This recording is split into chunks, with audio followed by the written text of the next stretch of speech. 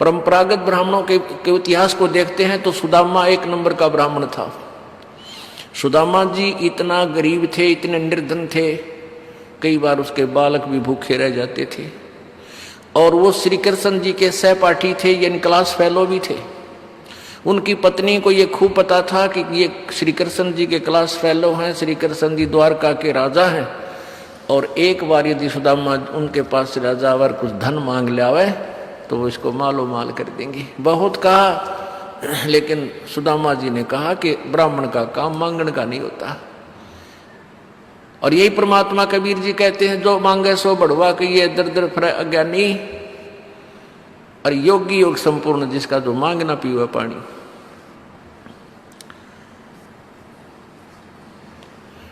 फिर भी अपनी पत्नी के ज्यादा दबाव देने से घर से चल पड़ा।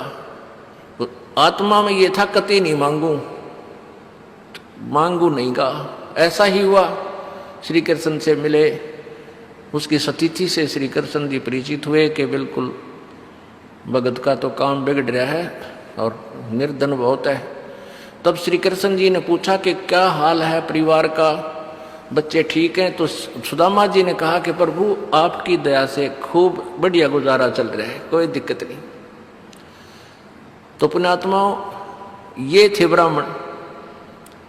तो ऐसी सतीथि में फिर सारी सतीथि से परिचित होकर के श्री कृष्ण जी ने उनका महल बनवा दिया, धन दे दिया अपने मित्र को। तो इनको ब्राह्मण कह सकते हैं। और ये ब्राह्मण नहीं थे जो वेद और गीता से परिचित नहीं और उनकी आड़ में दुनिया को गुमराह करके चले गए। ये ब्राह्मण नहीं, ये तो शत्रु थे समाज के। अब परमात्मा कहा करते थे, देखा देखी गुरु शेष बन गए, किया ना तत्व विचारा, गुरु शेष दोनों के सिर पर युकाल ठोके पंजारा। ये गुरु भी जो भ्रमित संत के पीछे लगे हुए हैं और उनके शिष्य भी, सभी को एक ही नरक में इकट्ठा एक का फाटक में बंद करा जाएगा इनको। और वहां रोएंगे ऊपर ना मुंह करके, वहां कोई छुटाने वाला नहीं इनको। अब कोई सुनने को तैयार नहीं रहा। हमारे पास शास्त्र हैं, सदग्रंथ हैं, इनको देख सकते हैं हम। अब आज परमात्मा ने हमारे को शिक्षित बना दिया। फिर परमात्मा कहते हैं कि जग सारा रोग यारे, जिन सतगुरु वैद ना जाना, जग सारा रोग यारे। फिर परमात्मा कहते हैं कि सार शब्द सरजीवन बूटी, और घिस घिस अंग लगावे, कहे कबीर तुम सच कर मानो, ये जन्म मरण मिट जावे। अब जैसा कि अभी तक सभी का विधान था कि जन्म और मृत्यु समाप्त नहीं हो सकती। किसी की, संत की, महर्षि की थ्योरी विधान देख लो, उनका अनुभव देख लो, वो यही कहते हैं कि जन्म मृत्यु तो बनी ही रहेगी, ये पूर्ण रूपेण समाप्त नहीं हो सकती। जबकि हमारे गीता जी, सदग्रंथ, वेद ये स्पष्ट कर रहे हैं कि सत भक्ति करने वाले का फिर कभी जन्म मृत्यु नहीं होता, वो पूर्ण मोक्ष प्राप्त करता है। लेकिन वो पूर्ण मोक्ष प्राप्त का मंत्र कौन सा है, वो साधना कौन सी है, उसके विषय में भी वेद और गीता नहीं जानते हैं। उसके लिए तत्वदर्शी संत की खोज करने के लिए ही उसमें कहा गया है। अब अभी तक यही कहा गया था कि परमात्मा निराकार है, और दूसरा एक विधान ये जो आज सुबह के सत्संग में प्रसंग चल रहा था, जो अधूरा रहा था, कि सभी ये कहते हैं कि पाप कर्म, प्रारब्ध के पाप कर्म, पुण्य या पाप दोनों ही भोगने से समाप्त होते हैं। ये विधान है अभी तक सभी, किसी भी महापुरुष की का विधान देख लो, किसी भी, चाहे ये नए पंथ चल रहे हैं राधा स्वामी आदि के, इनके विधान देख लो, सब में एक ही प्रकार के विचार दिए गए हैं। आज सुबह के सत्संग में आपको परिचित कराया गया था कि यदि पाप और पुण्य, चलो पुण्य तो हम भोग लें, पुण्य मतलब सुख है, सुख बताओ है, और पाप भी भोगने से ही समाप्त हो तो कद्दे भी समाप्त नहीं हो सकते, कभी भी नहीं हो सकते। क्योंकि यहां इस काल के लोक में पुण्य तो बनाने से विशेष विधि से बनते हैं और पाप अपने आप बन जाते हैं। जैसे यहां एक कोई जमीन है, एक एकड़ जमीन है जिसके अंदर गेहूं तैयार करने के लिए कितनी मेहनत की आवश्यकता है, कितना धन लगाना पड़ता है, ये किसान खूब जानता है।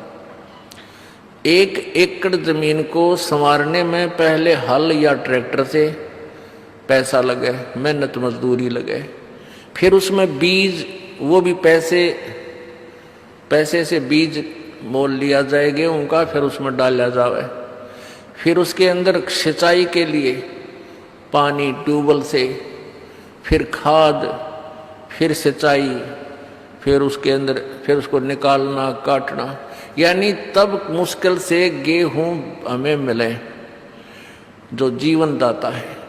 और उसमें कुछ भी ना करें उस एकड़ जमीन में, ये खरपतवार, झाड़ बोझड़े बिना मतलब के ना जाने कितने उग जाएंगे उसमें। वो खरपतवार तो आप पे उग गया, कति प्रयत्न की आवश्यकता नहीं। और अपने जीवन को, अपने शरीर को सुरक्षित रखने के लिए, अन्न तैयार करने के लिए पैसा भी लगा, मजदूरी भी लगी और समय भी लगा, जब बना गेहूं प्राप्त हुआ। ऐसे ही पुण्य समझो, पुण्य तो है गेहूं और पाप है ये खरपतवार। पृथ्वी ऊपर पग जो धारे, करोड़ जीव एक दिन में मारे।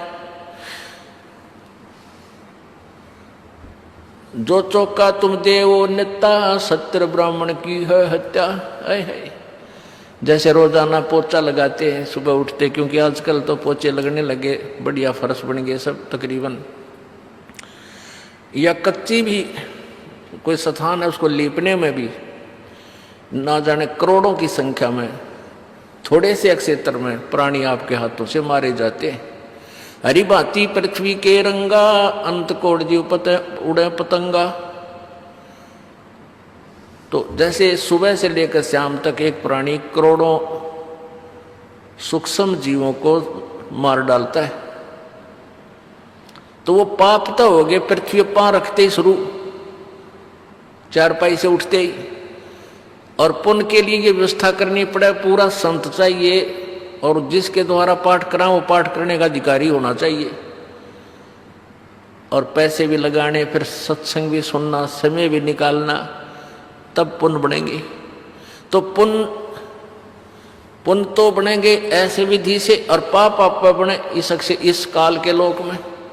तो इसलिए पाप की एवरेज स्पीड सबसे ज्यादा है, और पुण्य जो आप लोग करते थे बगैर पूर्ण संत के, वो पुण्य मिलते तो आपको अवश्य, लेकिन उनका तरीका दूसरा होता है। अब जैसे पुण्यात्मा, एक तरफ तो हम कहते हैं कि जो शास्त्र विधि को त्याग कर कोई भी धार्मिक अनुष्ठान करते हैं, पूर्ण संत के द्वारा नहीं करते हैं, तो वो यूजलेस है, व्यर्थ। और दूसरी तरफ ये भी कहते हैं भी जिसने जैसा कर्म किया उसका फल भी मिलेगा, चाहे पुण्य किया चाहे पाप किया। अब हम पुण्य किसको मानते हैं? अपने लोक वेद के आधार से। जैसे पक्षियों को दाना डाल दिया और भाई कितना भंडारे करवा दिए, कोई धर्मशाला बनवा दी, कितना कुआं खुदवा दिया, ये पुण्य हम मानते थे। अब इनका भी फल मिलेगा आपको और पाप भी मिलेगा, क्योंकि पाप तो अपने आप एक जीवन में पूरी मालगाड़ी भी छोटी रह जाए इतने पाप आपके हो जाएंगे। और पुण्य जो आप कर रहे हो, जो लोकवेद के आधार से भी जो पुण्य आपने किया, आया तिथि को भोजन करा देना, ये भी पुण्य होता है। तो इस तरह के जो पुण्य आपने किए पूर्ण संत के बिना, तो फल तो उनका मिलेगा, लेकिन वो मिलेगा दूसरे तरीके से। कैसे मिलेगा? जैसे कोई अच्छा दान धर्म कर देता है, गरीबों को कंबल बांट देता है, कित भंडारे करवा देता है, कोई अनाथालय खुलवा दिए, कित गौशाला बनवा दी, कोई प्याऊ बनवा दी। ये पुण्य उसके अलग लिखे जाएंगे। वो मिलेंगे कैसे? जैसे आपने देखे होंगे ये कुत्ते, एलिसेशन कुत्ते, अच्छी बढ़िया गाड़ी कार के अंदर मनुष्य तो ड्राइवर है और कुत्ता मालिक है उसके अंदर। और उस कुत्ते के लिए उस ऐसी व्यवस्था बनवा रखी है, अलग से एक रूम होता है, उसमें एसी, आजकल तो एसी लगाने लगे या कूलर, और 1 महीने में 2-3 बार वेटरनरी सर्जन उसकी सारी जांच करके जाता है। ऐसा बढ़िया आहार दिया जाता है, बहुत शुद्ध, जो कि मेरे ख्याल में 50% तो मनुष्य को प्राप्त नहीं हो सकता, 50% मनुष्यों को भी प्राप्त नहीं है। अब वो प्राणी, उस कुत्ते वाले जीव ने, जब वो मनुष्य शरीर में था, उसने खूब पुण्य किए और वो पुण्य उसको दे दिए कुत्ते की योनि में। मनुष्य को भी जो सुविधा नहीं उस कुत्ते को प्राप्त है। अब मान लीजिए अब तो उसने बढ़िया सुविधा मिल गई कुत्ते के जीवन में, और कुत्ते वाले जीवन में उसने अपने सारे पुण्य चाट लिए, अगले जन्म में सुअर बना दिया। अब क्या सुविधा मिलेगी? अंडरस्टूड आपको? के खाएगा और कहाँ लेटेगा? यदि वो नालायक प्राणी जब मनुष्य शरीर में था, कोई संत ढूंढ लेता, किसी परम संत की शरण में जाके और शास्त्र अनुकूल साधना करता, या तो पार हो जाता, और पार नहीं होता तो मनुष्य शरीर मिलता, और वो सुविधा मिलती जो उसने वो पुण्य किए थे। मनुष्य शरीर में मिलती, वो कार होती, वो सुविधा होती, एसी होता, सारा कुछ मिलता, और मनुष्य शरीर में हो सके कोई तत्वदर्शी संत भी मिल जाता, और अगले जन्म में बेड़ा पार हो जाता। तो इसलिए पुण्य और पाप की गाड़ी वो न्यारी बन जाती है। जो पुण्य तो उसने किए सो किए, लेकिन पाप भी बराबर जमा हो जाते हैं। उनके आधार से कितना लंबा चौड़ा प्रोग्राम बना रखा है, नरक न्यारा बना दिया कि मान लीजिए, क्योंकि काफी समय लग जाएगा भोगन में ना, तो नरक में ठोक देता है कि वहां कुछ हल्के कर ले, और फिर गधे, कुत्ते, सूअर, चींटी, हाथी, पता नहीं कितने सब योनियों को ये प्राणी प्राप्त होता है जो सच साधना नहीं करता।